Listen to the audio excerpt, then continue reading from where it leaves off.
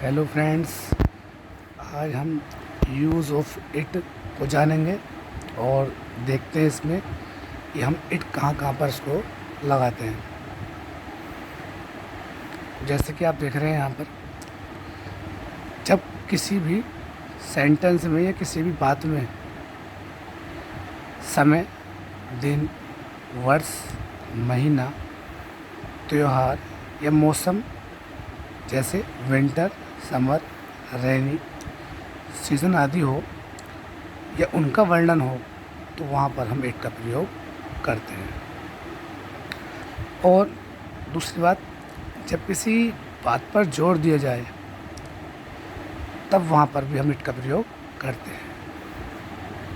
और एक बात और ध्यान रखना कि यहाँ पर इट का कोई अपना अर्थ नहीं होता। जैसे कि आप सभी जानते हैं, इट का मतलब यह होता है, लेकिन यहाँ पर इट का मतलब यह से नहीं है। यहाँ पर अपना कोई इसका अर्थ नहीं है, क्योंकि यहाँ पर सब्जेक्ट उपलब्ध नहीं होता है, तो इसलिए हम यहाँ पर इट का प्रयोग करते हैं। Is that clear? नेक्स्ट देखो, इसका हम रूल देखते हैं। रूल क्या बनेगा इसका? It plus helping verb plus object, ये इसका हमारा रूल बन जाएगा। तो हम एक एग्ज़ाम्पल के माध्यम से समझेंगे इसको, कैसे कैसे इसका हम प्रयोग करते हैं। आज बहुत गर्मी है। जैसे कि आप देख रहे हैं कि यहाँ आज, तो आज को सभी लोग जानते हैं, टुडे होता है। और बहुत को आप सभी जानते हैं, वेरी होता है। और यहाँ पर जो दे रखा है आपका, गर्मी है। तो गर्मी जो है एक मौसम से संबंधित बात आई है। तो जहाँ पर भी आपको गर्मी, सर्दी, बरसात, इस तरह से कोई भी आपको बात दिखाई दे जाए, तो वहाँ पर हम इट का प्रयोग करेंगे। तो इसको हम कैसे बनाएंगे? It is very hot today. तो किसी भी सेंटेंस को बनाने के लिए सबसे पहले हम सब्जेक्ट लगाते हैं। तो यहाँ पर सब्जेक्ट का काम इट कर रहा है। उसके बाद सेंटेंस को हम बैक साइड से लेंगे। तो इट इज़, कोई भी सेंटेंस को हम स्टार्ट करते हैं सब्जेक्ट से, और उसके बाद हम सबसे लास्ट से शुरू करेंगे। तो it is very hot today. Is that clear? Next देखते हैं, जनवरी का महीना था। तो आप सभी जानते हैं, यू नो वेरी वेल,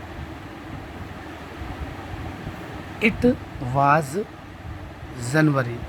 ये वाक्य आपका इस प्रकार से ही बन सकता है, क्योंकि और ये आपका इस प्रकार से बन सकता है, it was the month of January.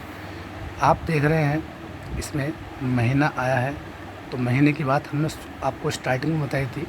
जब किसी वाक्य में, किसी बात में समय, दिन, वर्ष या महीना दिखाई दे जाए, तो वहाँ पर आपको इट का प्रयोग करना होता है।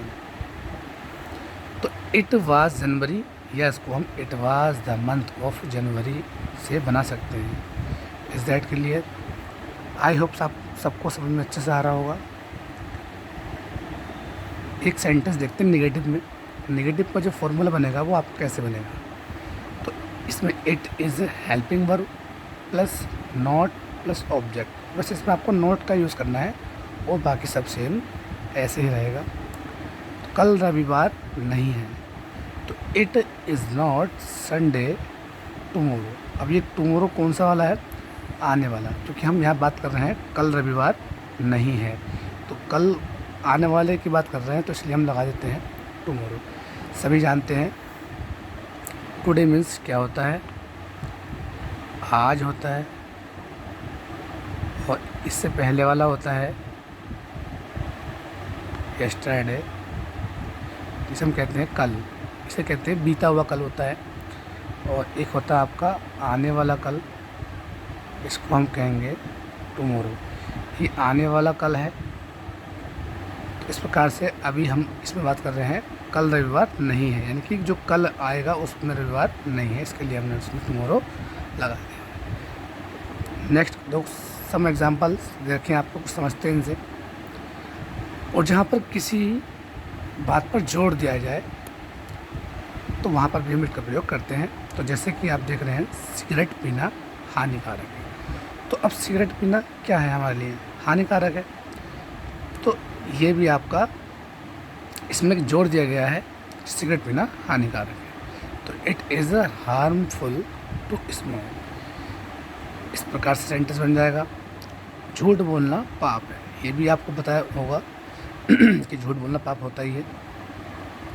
तो it is a sin to tell a lie. यहाँ सिन का मतलब हो गया पाप, टू टेल मतलब बोलना, लाई मीन्स झूठ। आई होप आपको सब अच्छे से समझ में आ रहा होगा। और नेक्स्ट देखते हैं आगे।